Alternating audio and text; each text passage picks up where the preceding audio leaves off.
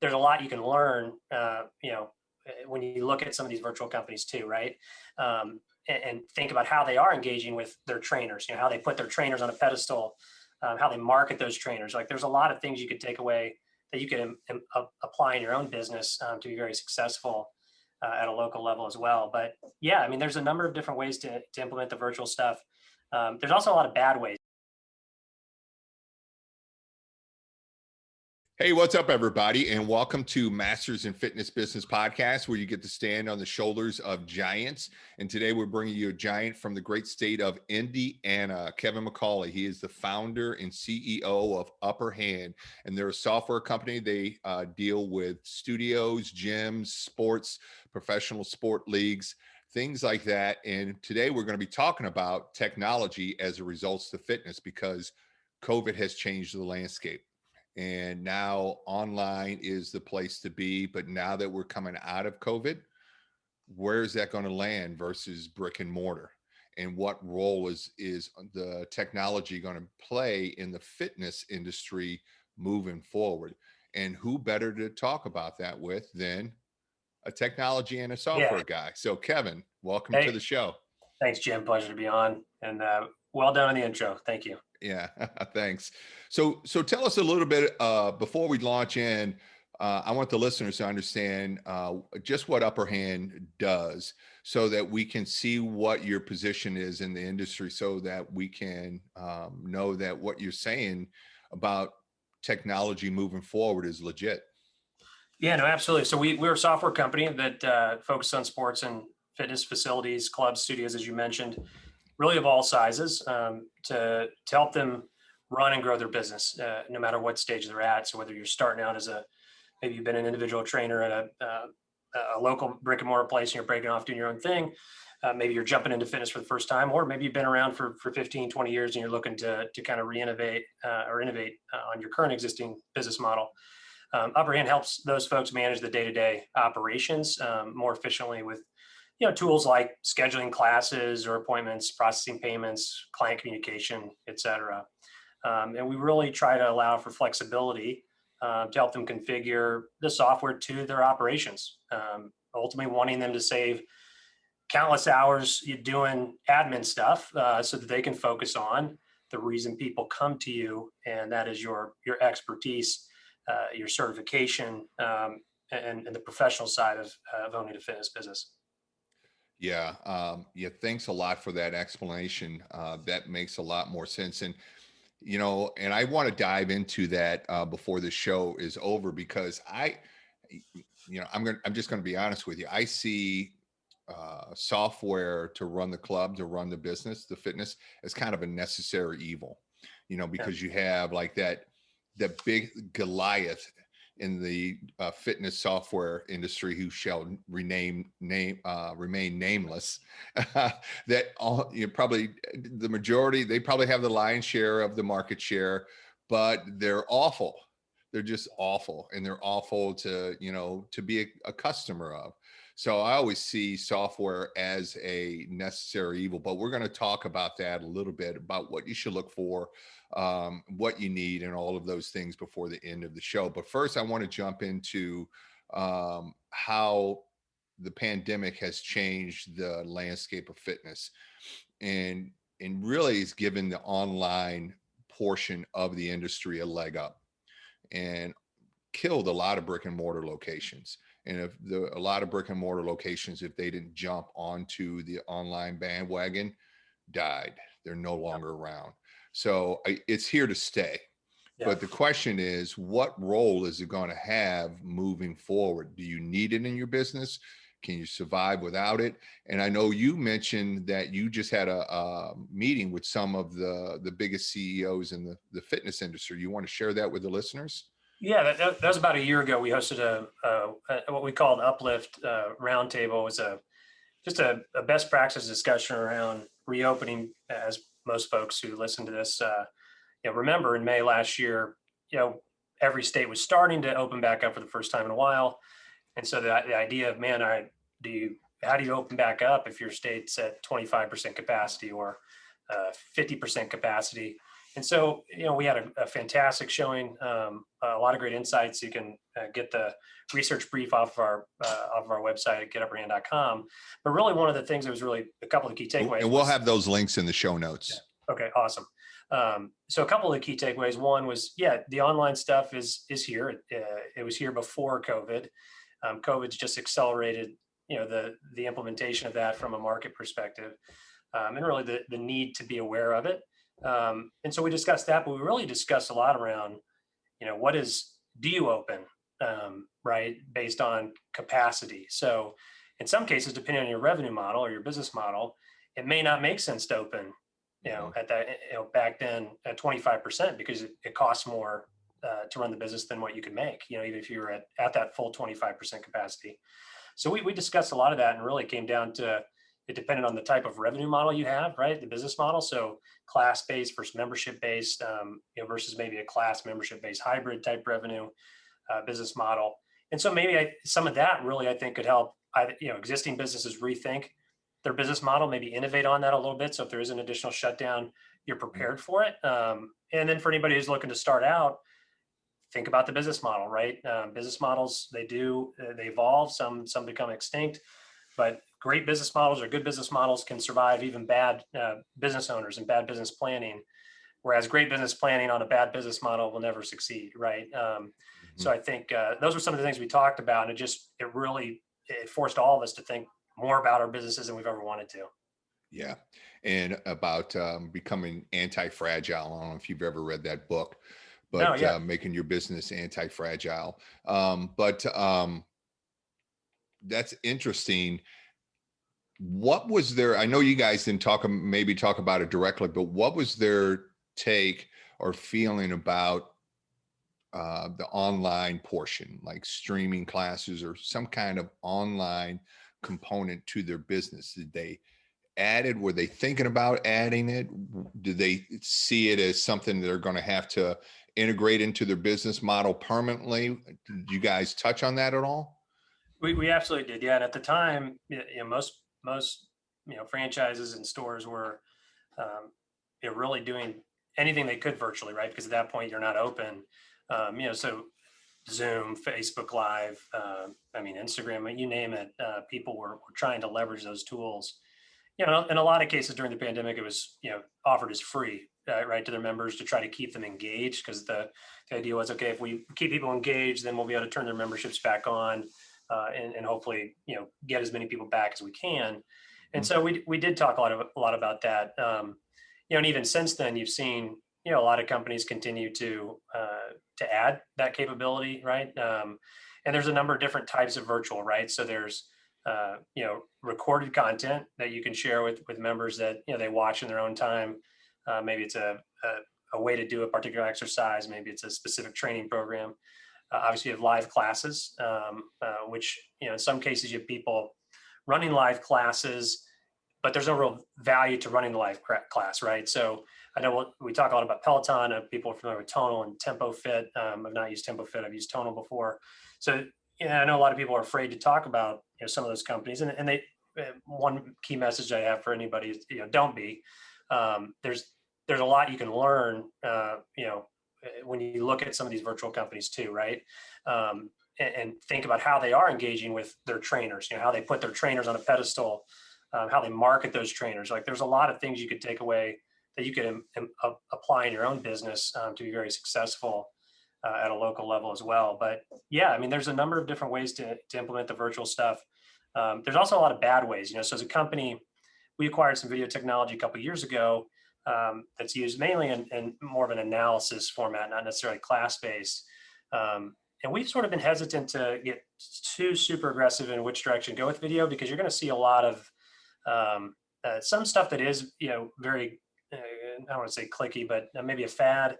But then there's going to be a threat of it that's permanent, right? And what you don't want to do, especially if you're early starting out as a business owner, you don't want to just be doing everything virtual and, trying all three different types of virtual training. And then, you invest so much money and time into that, and then only a third of it, is actually what the market ends up going towards. So it's really probably understanding your customer base, who you're trying to target, right? The type of training has a lot to do with it, without a doubt, right? Hmm. Why people are coming to you would be a big question. We'd want to talk about in terms of, what's the value proposition for your fitness business in order to determine what the best, virtual strategy is. Yeah. Well, let's jump into that. Let's start taking some bites out of that elephant in the room Yeah. and see if we can kind of make a dent into it. Let's talk about some of these online things, because I'm interested to see what the industry is saying and what your take is on how that's going to change the landscape of personal training and fitness. With because Peloton has just exploded. I mean, they've probably in the fitness industry come out of this the best of any fitness-based company. And then you have these other companies coming on board online too, like the Mirror and Tonal and things like that. So, how is that going to change the fitness industry moving forward? Yeah, I think probably in a lot of ways. Number one, I think it's going to bring a lot of people that weren't in the fitness industry as potential clients into the fitness industry, right? So, if getting people on a treadmill increases the market share for people you could target, right? It Okay. gets somebody maybe who never would have come into your studio or gym, who now maybe has a little bit more confidence because they've stepped on a treadmill, they've used somebody's tonal system, right?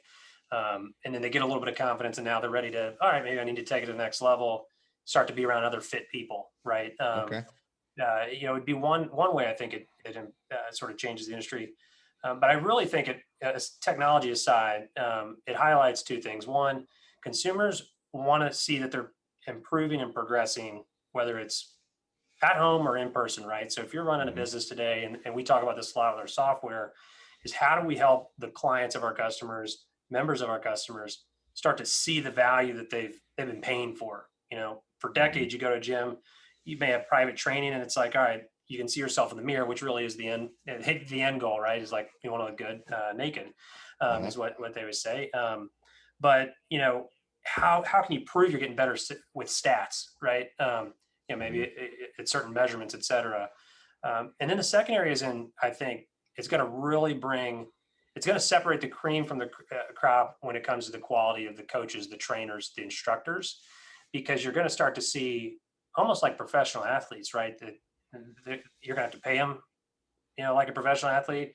You're going to need to put them on a pedestal as you always should, because at the end of the day, it's amazing when people talk about fitness and sports, and they talk about the curriculum and this, that, and the other thing. But it's like the reason the person comes back, the member, is because of the person they're working with. I mean, at the end of the day, like there's certain trainers I've worked out to on Peloton. I I wouldn't use it if they weren't there. Hmm.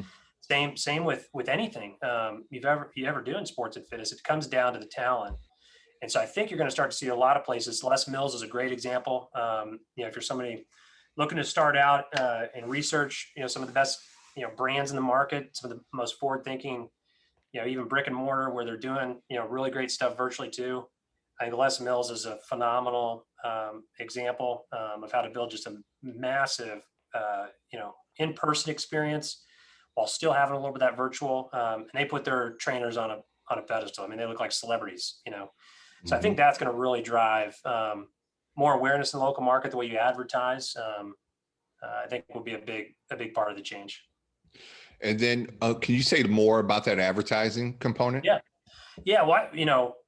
For example, like if we were to look at just pull some ads of maybe like it's a Planet Fitness or Cycle Bar, et cetera.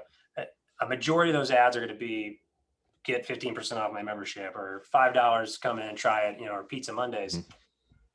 What I think people will be doing in the future, or if they haven't caught on yet, is you should be advertising your trainers. I mean, Mhm. spend a day, do a photo session with your trainers, turn them into celebrities. I mean, just go into Google Images and look at some of the ads that Peloton, Les Mills, Tonal, some of these places have of your trainers, and get people to come in to meet those people, right? Come in and train with, Trainer Jim, you know, Mhm. and show an image. I mean, um, one of the things we talked about on the Uplift roundtable was sort of the consumer behavioralism, right? And uh, this advantage that Peloton has is that there's a one-way love relationship. So like you feel like, this, attractive celebrity is calling you out, and you don't have to worry about how you look or what you're wearing. And it just is a dose of, just dopamine going right to you. Every time they say Hmm. your name or somebody gives you that little high five. Hmm. And we can be doing that in, a local studio as well. There's no reason that can't be happening through advertising, getting your trainers engaged, communicating with members and potential customers by just giving them that same dose as you're working with them. So I think that's what I sort of see changing pretty heavily in the advertising side of the industry as well. Yeah, I like that perspective a lot. And a couple of things and that I want to unpack in there a little bit more. One, you said about the member experience or customer service. I think the Peloton, all of those online services have definitely raised the bar. I think if you are running a brick and mortar, you have to become more professional. You have to clean Yeah. up your image and no more like dirty shorts and cut off or anything like that. You have to be a professional, and then you have to increase your or improve your member experience, the value that you give your client, because that's what they get at Peloton, Tonal, Mirror, all of those platforms, is they get a much better customer experience than they did previously, on for online platforms. So I think if you're going to compete in the brick and mortar, you definitely have to do that. What are some ways that you have seen that people have increased or improved their member experience?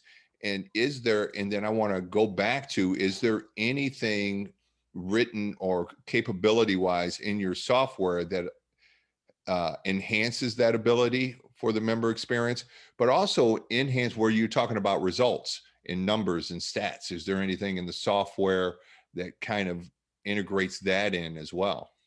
Yeah, no, it's a great question. Well, I definitely think for anyone, members don't want to be signing membership applications in person, right? They don't. I mean, that's one of the biggest pains in the neck. Even if you're out of town and I want to go to like an LA Fitness or somewhere, it's like, all right, could I just sign up online and just come in, or I got to sit and talk to a salesperson in my gym shorts and shirt, So don't create friction for people to come to your business.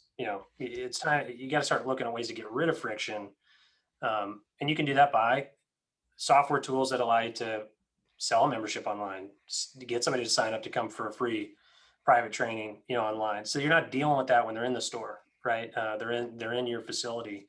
You're spending the time showing them why they should be coming in every day, because fitness, you know it scientifically, and you can help them achieve their fitness goals. And then yes, on the second part of that, showing performance, it's an active project we're working on to continue to improve sort of athlete progression is what we call it here at Upper Hand. But it's a fast moving market. Everybody's aware of Apple Watch or Whoop. I'm wearing my Whoop right now and my Mhm. Apple Watch, so I probably got way too much Bluetooth coming at me. But Whoop's amazing, So Mhm. it could be as simple as like you don't have to have build your own technology. It could be maybe all your trainers are experts in analyzing Whoop data. So when a part of your services, with your training programs, you're giving people amazing, great coaching in those training sessions or group classes, whatever it might be. But then you can also, as a part of that service, you can set them down or have time to say, now let's take a look at some of your data. Let's see how we are progressing with the tools they already have, the data they already have. You don't have to be, I Mhm. mean, you're not going to compete with Apple, you're not going to compete with Whoop, right? Use those as the tools that prove, your stuff's working for them, right? And I think that there are a lot of creative things that people can do, and those would just be a couple of them. Again, going back to kind of the business model, you're not going to be able to invest tons and tons of money into developing your own ways to compete with Whoop and Apple Watch, et cetera. Yeah, and I know one low tech way that we do it is that we schedule in the software, but we schedule regular reassessments where we bring Yeah, them in and we retest their movement. We retest all their baseline numbers. just to, before we put them on a new program, because we want to make sure we're putting them on the right program. And that's what we Yeah. tell them. And that has been our single biggest retention tool, most successful retention tool, is those regular reassessments. And every time, like because we do them a lot, because Yeah. when you have so many clients, you're doing them X amount of times a week. And every time I say, oh, I got to do another reassessment, I'm like, I remind myself of, hey, this is the best retention tool we've had. We've had clients that for 5 years, and I directly attribute that to our regular reassessment. So, it doesn't have to be that, but it has to be something, to your point. And then making your trainers superstars. I really like that, because I find that, I was on a podcast yesterday and we were talking about this, how sometimes owners can be the bottleneck in their company, right? Yeah. And that 100%. is, the fitness industry can be a pretty ego driven industry. And I don't think I'm, surprising anybody with that statement, but, there are times when, the owner feels like, and I was guilty of this as well. They got to be on every post. They got to be writing every blog, they got to, introduce themselves to every new client, things like that. But then they become the bottleneck, and they don't allow their stars to flourish and become the superstars that they are. And that's really important for several facts. Number one, they're on the front lines. They're interacting with your clients and your members a lot more than you are, right?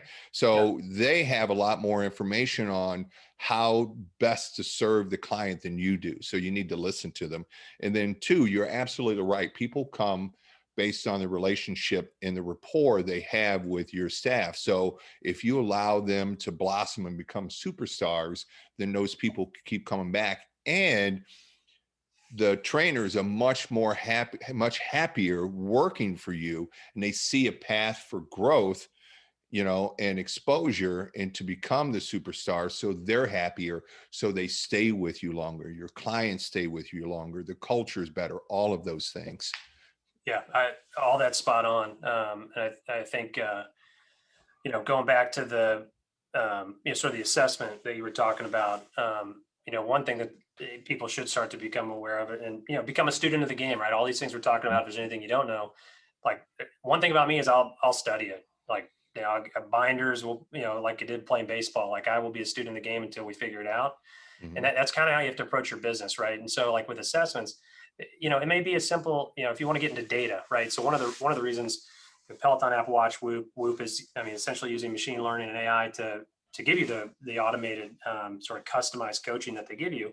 That's what Tonal's using. When the AI machine tells you not to squat down too far, you can start doing some of that stuff yourself, even if it's on paper, right? So if you're doing those assessments, every time somebody works out, when they leave, have the person just fill out, 5 stars. How would you rate your session today? Mm-hmm. 4 stars, 5 stars, whatever it is.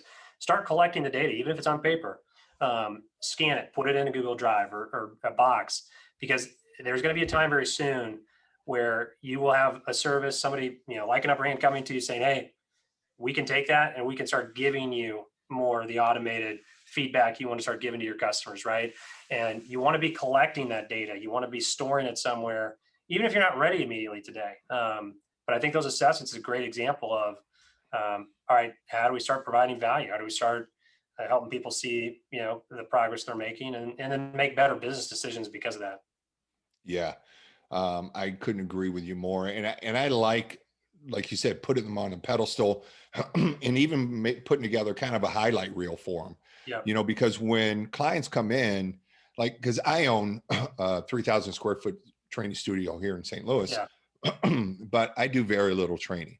So a lot of times when a new client comes in, the one and only time they see me is doing an assessment, is doing Mhm. their initial assessment.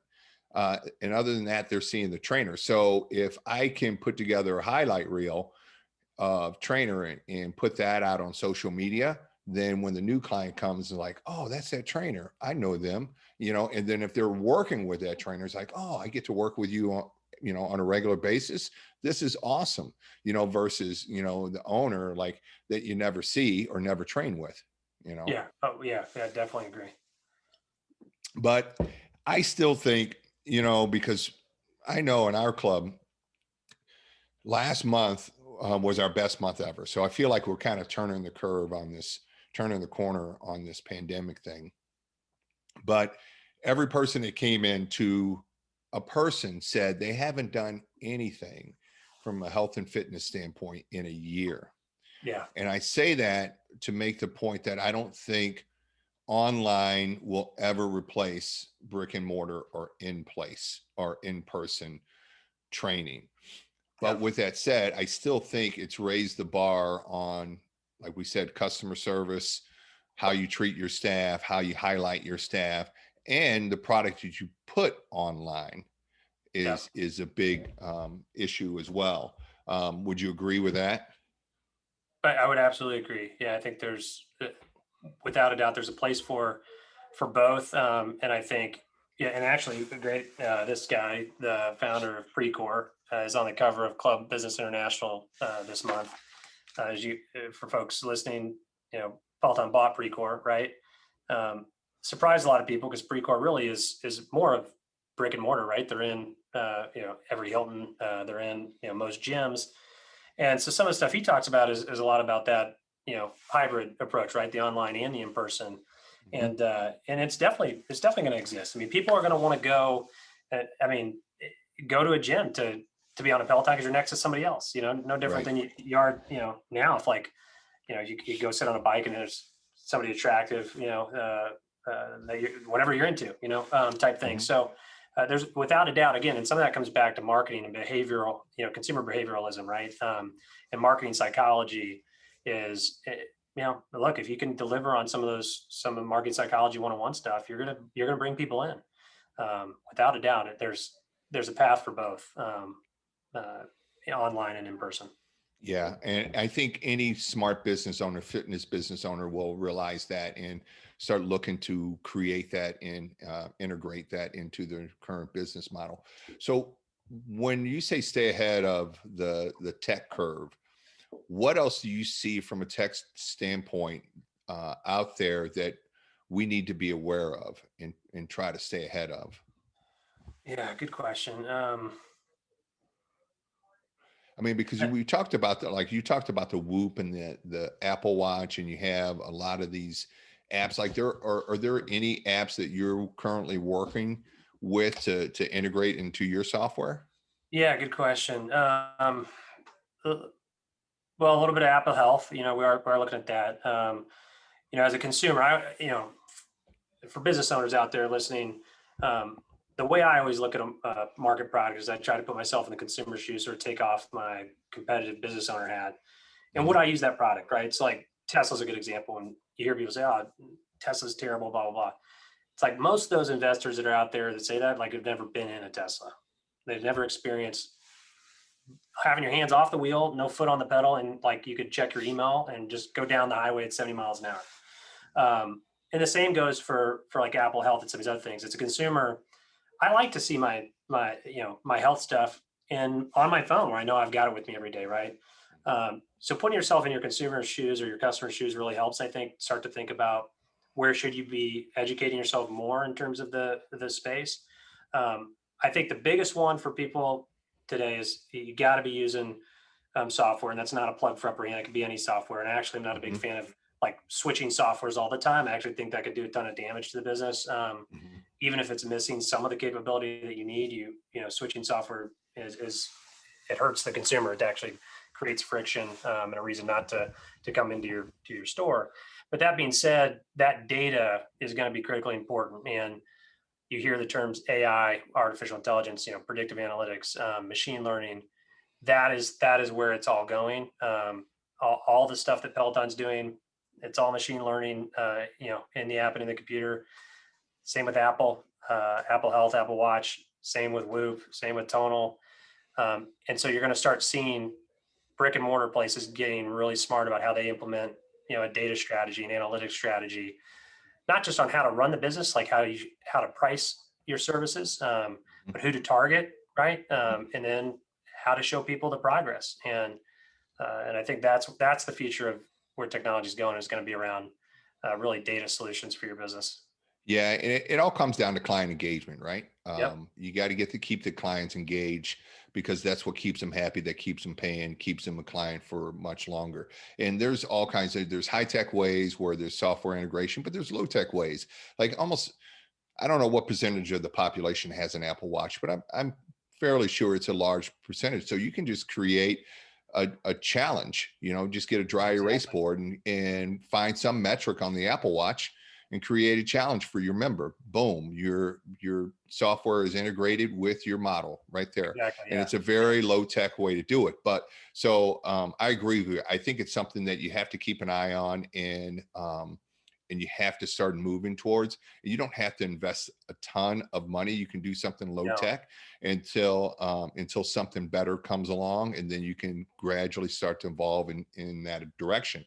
But now let's talk about software, Yeah. because I know that's a thorn in my side. I was with the Giant for a long time, and man, I just wanted to strangle them. Yeah. Every time I called them, they said, oh, well, that's just the way the software works. Figure it out, you Yeah. know? And there's no perfect software. Let's put Yeah. that out there. There's no That's very perfect true. software for your business. There are always going to be, things that, you want it to do that it doesn't. But there's also more robust versions and kind of pared down versions depending on where you are in your business. So let's talk about software, Kevin, since that's your industry. So what should owners look for when we're talking about software? Yeah. I'll go off some of the survey data we did for the Uplift Roundtable, because that's just survey data off of people that work out. Had we polled, hey, you can only fill out the survey if you've been into a brick and mortar gym, fitness studio, et cetera, within the last 12, 18 months, and it had nothing to do with our software. So, obviously we like to look at that data too to see where the industry's going, whether you're using upper hand or somebody else in the market. But definitely software that has contactless, sort of touchless payment, right? Especially in the face of COVID, people don't, they don't have to take out their card every time, sign sweaty pens, and have their sweaty wrists, ruin the paper of the membership application. That's obviously example number one. It just makes it easier to do business with you, right? It also Mm-hmm. makes it easier to buy water or Gatorade, whatever it is. Um, the second is different age groups are going to have different varying levels of tech savviness, right? So depending on your target customer, that may dictate how much consumer side functionality you need versus just business side. Would be one thing I would definitely look at. I would dig into the data strategy for the software company I was doing demos with. I would be more concerned about where the company's going than where they've been. I would want to be with somebody that I know is bringing new technology to the forefront every week, every month, and the software is evolving and changing. But I'd really want to know when it comes to data, can I connect that data to other platforms and tools to really analyze my business? And do you have areas of your business that can help us analyze that? Would be another big area for me as a business owner if I was running a studio. Well, how do you know that? How do you find that information out? How do you find out, what research do you jump into to find out if a software company is progressive or not, or looking to evolve? Yeah, it's a good question. And obviously, when you ask somebody, salespeople will be salespeople, right? Huh? Uh, it's a simple question of how often do you guys push new code? A real techie question is, everybody uses GitHub for their code repositories. How often do you push new code to your GitHub repository? And anybody can go look at a GitHub repository in terms of how often it gets commitments. Now you can't see the code, of course, but you could Google GitHub, any company, and see, oh, it was last updated here. That gets down to the raw. That's as basic as how often do you come to the gym, type Hmm. question. Right. So that would be one example, for sure. References are kind of okay, but and it's like a job interview, right? Anybody's going to give you a reference that says good things about you. Hmm. But it really comes down to how often are they pushing new functionality. You could look at their knowledge base, support articles. How often are they putting new articles out there? That'd be a sign that they're adding new functionality as well. Okay. All right. Awesome. Yeah. Great answer. Great answer. I'm glad I finally got an answer to that. And it feels Yeah. like it was a straight answer, not a salesy answer for sure. Yeah. Well, I Um, appreciate that. yeah. So I know when it comes to software, like if you're a one person show or if you're, a big 10,000 square foot, training facility with multiple trainers and massage therapists. So when it comes to software to operate your gym or training studios, it can be one size fits all, but not necessarily. So, if what would you? I mean, there are definitely more robust software out there, but how Yeah. do you know like where to start it? Like, say if I'm a one person show, I just got like 1,000 square feet, maybe 30, 40 clients that I'm training on my own. What do I need? Bare bones. Yeah. Great question. So, a couple things. One, you definitely got to be able to take payments, right? Process recurring payments, and there's going to be a lot of platforms that take payments. And there are a lot of software companies that say they're software, and it's really a payments company that has marketed themselves as a software company. But payments are important because you can't be messing around with that, right? It's like if you're only doing check cash, there's a certain percentage of that. Like, I mean, again, it goes back to one of the first things I said. It's got to be a touchless. Like, just don't make it hard to buy your stuff, right? Let people buy it online. You can also save a lot of money depending on who you use from a software perspective and the payment platform they have. So you got to have payments. You got to be able to obviously process the events, the events, services, products you sell. So focusing on your core, like your revenue streams for your business, is the most important thing, right? If a software cannot solve for your existing revenue streams, then it's not going to work for you. If it's only capturing 60% of the total things you sell, then it's not really helping you, right? You're going to use something else for the other 40%. So focusing on those revenue streams and automating it, and automation meaning you can take payments, you can set them up how you want, you can schedule them how you need to. Those would be the two big things that are important. And then obviously cost is going to be a factor that I would look at. You know, we service small businesses, so individual locations as well as enterprise, which are multi-location franchise type businesses. But they're two separate products that cost different, but they operate very similarly. So you want to spend probably no more than 8-10% of your total revenue on software. We kind of look at that as like a baseline number for budgeting purposes. When it comes to software, would be another thing I'd look at. Yeah, and those are all great points, because payments. It seems like such a simple thing in the Yeah, personal training industry, but that can be the source of nightmares and losing clients. Because I remember when I started out, I was doing like literally a little index card that I would check out when they yeah, would buy their sessions, their 20 pack or whatever they would buy, and I would cross it out. And then what would inevitably wind up happening is we would have I had a 24-hour cancellation charge. yeah, So you get some clients who like just eat that up. So they may lose 2 or 3 sessions for that 24-hour cancellation. And then it comes to the time for them to buy more sessions. They're like, oh, wait a minute, I thought I had 3 sessions left. Oh no, you had 3 cancellations. Oh, you're going to charge me for those? Well, yeah, I'm a business. yeah, you yeah, you owe me a new check, another check. And then then they're 2 or 3 sessions in before they write you that check, so they've already knocked down 3. And then you're right back in that boat. So every time you are chasing them down for a new check, you've got to go through their accounting with them, and it's a nightmare. yeah, So when we switched over to EFT, electronic funds transfer, number one, it just made it so simple and clean so that we can track our revenue from month to month, so that we can track our growth, yeah, right, or our decline. And then it eliminated all of that drama about the cancellation charge. Either they showed up or they didn't. It's in the software. So it just took it out of my hands and made it, took that headache away from me. And then the other thing, like you talked about, is being able to have electronic forms. I think I think that's necessary, even more so today, even if it's just a simple waiver, so they can come in and try you out. If you can send that to them online and have them and sign it, that's pretty simple. And it takes a lot of the friction out of it. And then on the back end, like you said, your revenue streams, if you're not able to track all of your revenue streams, you don't know where your money is or where Yeah. your money's going, what you're losing money on, what you're making money on. And then also if you're selling supplements, you're going to have to pay sales tax on that. So you're going to have that number for your accountant. And then you're also going to have to pay taxes on your revenue. So you're going to have those numbers for your accountant. So you can pay your quarterly estimated taxes. So you don't get jacked at the end of the year with a huge tax bill.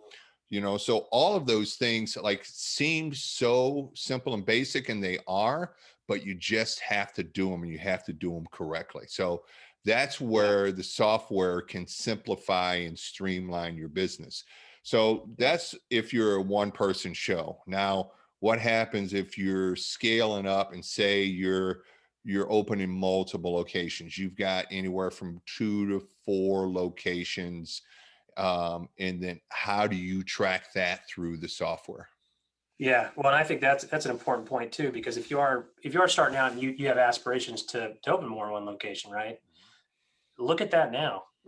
Moving data and migrating is an industry challenge. We're one of the first in the industry to fully migrate all the data from competing software into Upper Hand. So you move over to Upper Hand, and you've got your users, you got your transactions, memberships, all the recurring payments are there. That is not an easy thing to do, and it can take time. The bigger you are, the harder it is to move that stuff, and it's possible. You just obviously you just have to sort of plan for it. But that's something I would look at. The other thing I'd look at is sort of support and training, because you brought something up. As an individual business owner, right? How difficult is a software to use and train somebody, right? If it's just yourself, that's fine. But I mean, at some point, you probably want to get out of your own way, hire some more people. There's high turnover at the front desk in small businesses, not just in sports and fitness, as in every small business. Part-time kids, right? They graduate from high school and they go off, and you got to get somebody else. How much are you going to invest in time and energy training those people? Is the software intuitive enough to where you can put an 18, 20-year-old in front of it and they just figure it out? Or are you going to have to spend, $3,000 to have 2 weeks of training with the software company to come out and show them, the million things you got to do to just process a payment. So that is very important. Something I would dig in on with the demo is how does that technology company support your business when you're not there, right? Et cetera. When it comes to scaling multiple locations, one of the key things is it does come down to brand and then data, right? You want to make sure that the software has the ability to call it cloning, whatever it is, but essentially set up another instance for that second business, but keep them separate, right? Separate but whole would be vitally important to the success of that relationship for a number of reasons. But that would be one that I'd look at. Okay. Yeah. Awesome. Anything that we missed on the software end that listeners should be aware of? Well, maybe not missed, but one thing I think it would be helpful, because you were talking about the checking the sessions and stuff, which we do see a lot of. That we sort of call that a credit-based or maybe a class-based revenue business model.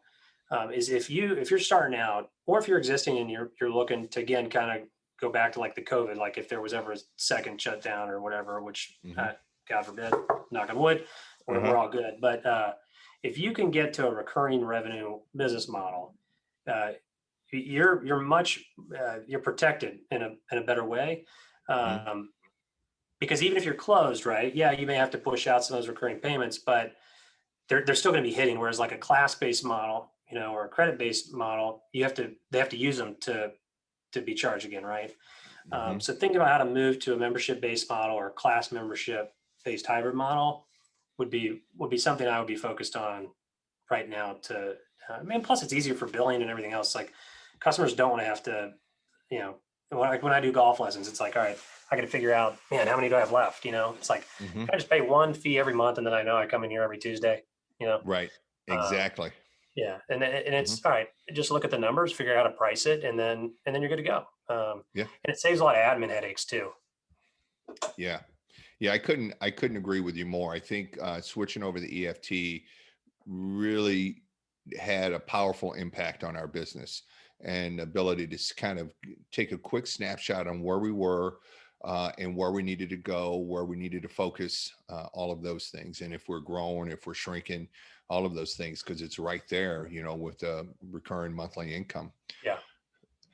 Well, Kevin, this has been great. I appreciate you taking the time, man. I always end with my favorite part of the show because I think we get some of the greatest answers. We Oh, get to peek behind the curtain of what is Kevin MacCauley. okay. And there's no gotcha questions. Okay. Okay. And I have full editorial rights. So, Okay. and if you want me to sign an NDA, I might even do that too. Oh, But you're good. so my first question is, what has been your most successful failure? And by that, I mean, at the time you thought it was a devastating loss you weren't going to be able to recover from, but you were able to take life's lessons from it that propelled you to greater success down the road. Deciding not to pitch in high school and play third base Okay. And how did that propel you to more success?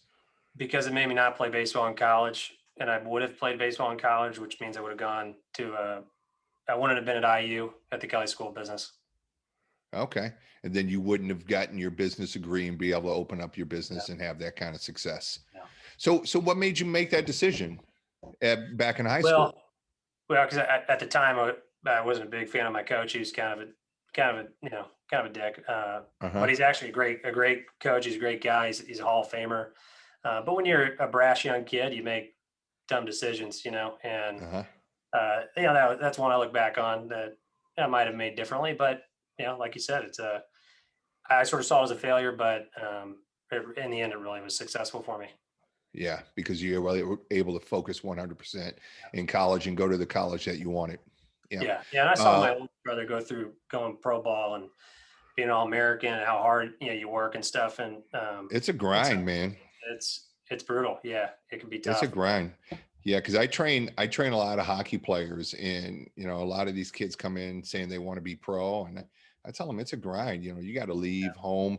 At least in hockey, you got to leave home when you're like 15. You got to go to Yeah, juniors. You got to get a billet family, work your way through juniors. Hopefully, you either get drafted or go into some kind of other junior league. yeah, So I mean, and then even if you get drafted, there's no guarantee that you're going to make it to the show. uh, yeah. So it's a grind for sure. All right. So, and then my next question is, in your time in the fitness industry, COVID is exempt. What is the biggest surprise that you've had to deal with that you didn't see coming? Probably the resistance to virtual online at home training in the Hmm. industry, and You, in general, or during COVID, post COVID? in general, and then during COVID, like when COVID happened, everybody's like racing to get online. You know, you're kind of surprised, like when you go to URSA, the last time they had it, right? And if you were to bring up video stuff, it's like, oh, well, we don't really do that here, type thing. And as a part of that is the coaching. I don't know why there's so much hesitation to put the coaches, the instructors, the trainers as like the Michael Jordans of Nike. It's like Hmm. that is the reason people work out. I mean, Hmm. even on a Peloton, like they would not do Peloton if it was, uh, you know, some shitty coach, some really bad instructor. I mean, at the end of the day, Hmm. they're great instructors. Like Barry's boot camp is a good example, right? Hmm. First time I went to Barry's, I'm like, holy shit, this is a great experience. Like Hmm. trainers all over my ass. I just worked so hard. I feel like I burned Hmm. a million calories. Yep. And I come back here. It's like being at a club, Right. and then they've, Peloton and others have tried to replicate that experience, but people forget it's not yet, but you take away the instructor. I mean, there is no Peloton without the instructor.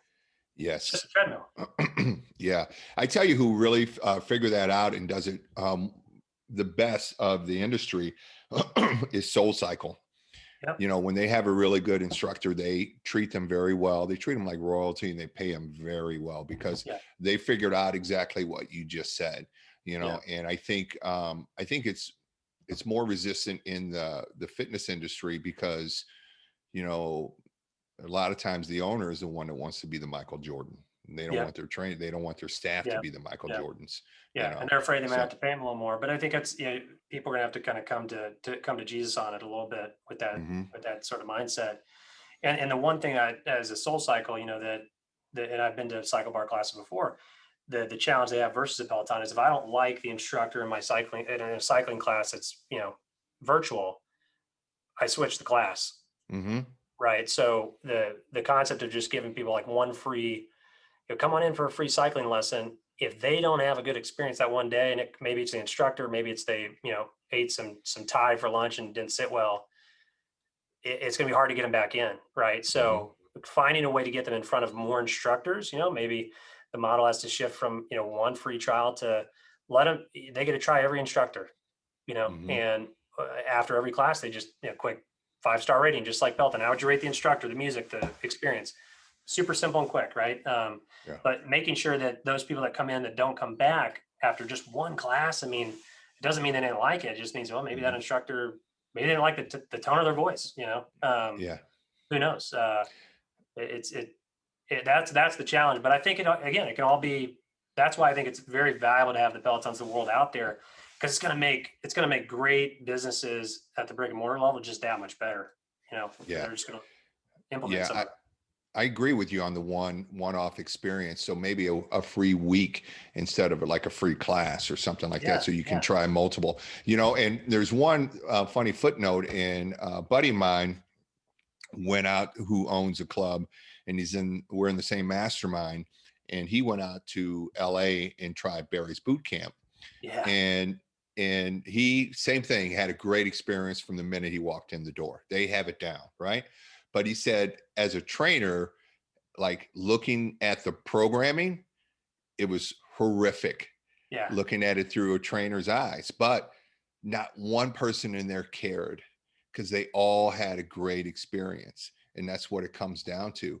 And when you can highlight and make the instructor a superstar and focus on the client experience, yeah, then you have success. yeah, Yeah. yeah. Well, and I think that is an important point to make, because it goes back to, like, not every business is equal, right, or the same. Hmm. And so if you're, more of the class based, or, your training's maybe not targeted towards people that want to play professional hockey, right? Or it's not, you don't need the science, behind the fitness, where sometimes you do need the science, right? Like there's some Hmm. pitching coaches, one up in Boston, one of the best pitching coaches that's around, very scientific, Hmm.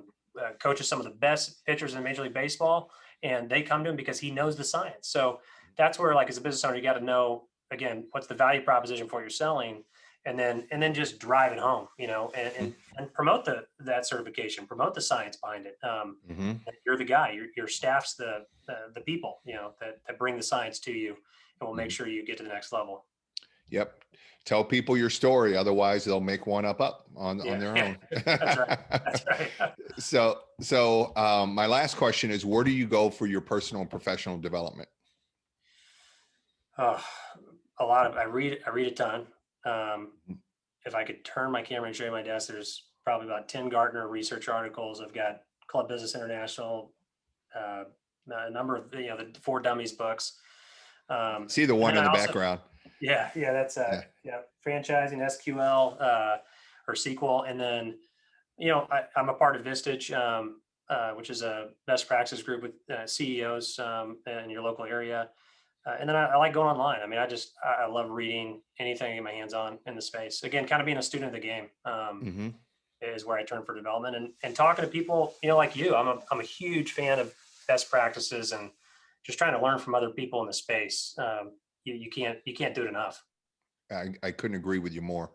I couldn't Yeah, agree with you more. And everybody that I've talked to on this show that's been successful, every one of them says the same thing. They have a coach, they have a mentor, they have people that they talk to, or places they go to become a student of the game and kind of geek out on whatever exactly. industry Yeah, you choose to be a part of. yeah, Yeah. yeah, exactly. Hmm.